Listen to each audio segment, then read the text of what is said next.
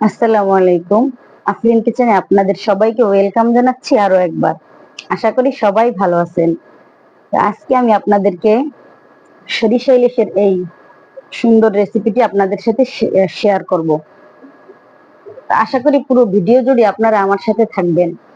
তো খুব অল্প উপকরণ দিয়ে অল্প সময়ে সুন্দরভাবে এই মজাদার রেসিপি কিভাবে তৈরি করতে হয় আপনারা দেখে নিন আমার সাথে থেকে। তো এখানে আমি সরিষা ইলিশ তৈরি করার জন্য আমি নিয়ে নিয়েছি প্রথমে 2 রকম সরিষা এবং 1.5 কাপের মতো পেঁয়াজ। সেই সাথে নিয়েছি আমি কয়েকটি কাঁচামরিচের ফালি এবং এখানে আমি নিয়ে নিয়েছি প্রায় 700 গ্রাম ওজনের একটি ইলিশ মাছ। ইলিশ মাছের মাথা বাদে বাকি সবটুকু অংশ আমি এখানে নিয়ে নিয়েছি। সাথে ডিম, যে ইলিশ মাছের যে ডিমটুক ছিল সেটুকু আমি নিয়ে নিয়েছি। তো আমি ইলিশ মাছটিকে আপনারা আগের থেকে অবশ্যই পরিমাণ মতো লবণ দিয়ে মেখে রাখবেন, না হলে ইলিশের কোনো স্বাদই আপনারা পাবেন না। তো এখানে আমি নিয়ে নিচ্ছি সরিষাগুলো, সুন্দরভাবে আমি সরিষাগুলোকে বেটে নিচ্ছি। তো আপনারা সরিষাগুলোকে আগে থেকে একটু পানি দিয়ে ভিজিয়ে রাখবেন, যাতে করে বাটার সময় খুব সফট হয় এবং বাটতে সুবিধা হয়। না হলে কিন্তু এই সরিষাগুলো এভাবে ছিটে যেতে পারে। আর ইচ্ছা করলে আপনি ব্লেন্ডারেও ব্লেন্ড করে নিতে পারেন। তো এখন আমি মাছের মধ্যে দিয়ে দিচ্ছি পরিমাণ মতো হলুদের গুঁড়া এবং পেঁয়াজ বাটা। 1.5 কাপের মতো যে পেঁয়াজটা আমি কুচিয়ে নিয়েছিলাম, সেখান থেকে আমি 1/2 কাপের মতো পেঁয়াজ আমি বেটে নিয়েছি। আর এখানে দিয়ে দিচ্ছি আমি সেই সরিষা বাটা এবং শুকনা মরিচ বাটা। আর এখানে কাঁচামরিচের সেই চেরা কাঁচামরিচ গুলো আমি দিয়ে নিচ্ছি। এর সাথে এখন আমি বাকি যে পেঁয়াজ গুলো ছিল সেগুলোকে আমি সুন্দর করে হাত দিয়ে একটু নরম করে নিচ্ছি এবং পরিমাণ মতো আমি তেল দিয়ে নিচ্ছি। এখানে আমি খুব সামান্য পরিমাণে তেল ব্যবহার করব, কেননা আমি আবার যখন মাছগুলোকে আমি কড়াইতে দিব তখন আমি আরো তেল দিয়ে নিব। এজন্য এখানে সামান্য পরিমাণে তেল ব্যবহার করলাম।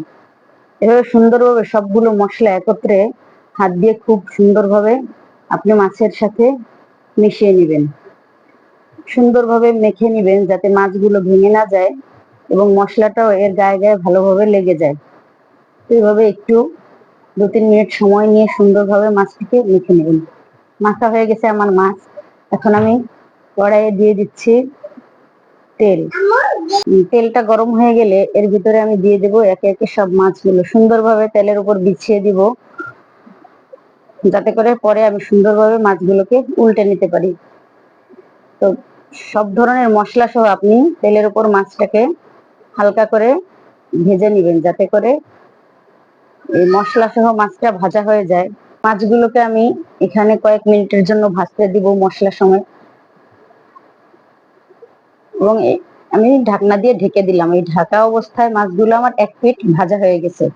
তো এখন আমি মাছগুলোকে খুব সাবধানতার সাথে আমি মাছগুলোকে উল্টে নিব। খুব সাবধানতার সাথে মাছগুলোকে উল্টে নিতে হবে, যাতে করে কোনো মাছ ভেঙে না যায়। আমি এভাবে করে উল্টিয়ে নিচ্ছি। আপনারা খুব সাবধানতার সাথে আস্তে আস্তে সবগুলো মাছকে উল্টে পাল্টে দিবেন। উল্টানো হয়ে গেছে আমার মাছ। আমি আবারও দ্বিতীয়বার আমি ঢাকনা দিয়ে ঢেকে আমার মাছগুলোকে আবার অপর সাইড আমি ভাজতে দিয়েছি। তো প্রায় ভাজা ভাজা হয়ে আসছে মাছগুলো। এখন আমি এর সাথে অ্যাড করব পরিমাণ মতো পানি।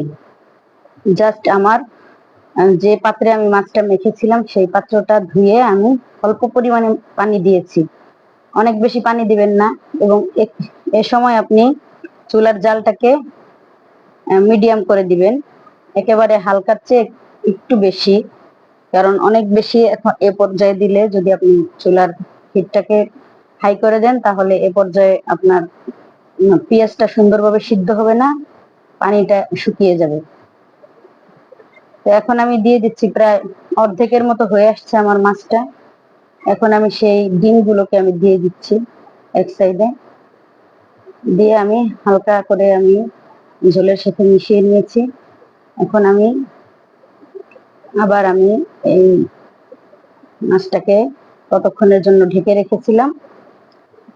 তো ঢাকার পরে দেখুন, প্রায় 10 মিনিট রান্না করার পরে আমার মাছটা এখন এরকম হয়েছে, প্রায় নামানোর কাছাকাছি হয়ে গেছে। এই পর্যায়ে আমি অ্যাড করে দিয়েছি একেবারে খাঁটি সরিষার তেল। আপনারা এই সরিষার তেল বেশি দিবেন না, আমি 2 টেবিল চামচের মতো দিয়েছি। তো এ পর্যায়ে যদি সরিষার তেলটা অ্যাড করা হয় তাহলে সরিষা ইলিশ থেকে খুব সুন্দর একটা স্মেল বের হয়। আর ইচ্ছা করলে আপনি এটাকে নাও দিতে পারেন, তবে চেষ্টা করবেন দেওয়ার জন্য। যেহেতু সরিষা ইলিশ, সে কারণে বাটা সরিষার সাথে নামানোর কিছুক্ষণ আগে খানিকটা কাঁচা সরিষার তেলও দিয়ে দিবেন। এতে খেতে যেমন মজা হয় তেমন ঘ্রাণটা খুব সুন্দর হয়। উল্টে পাল্টে নিচ্ছি। দেখেন প্রায় শেষ হয়ে আসছে আমার মাছ রান্নাটা। আমার চ্যানেলটাকে সাবস্ক্রাইব করবেন এবং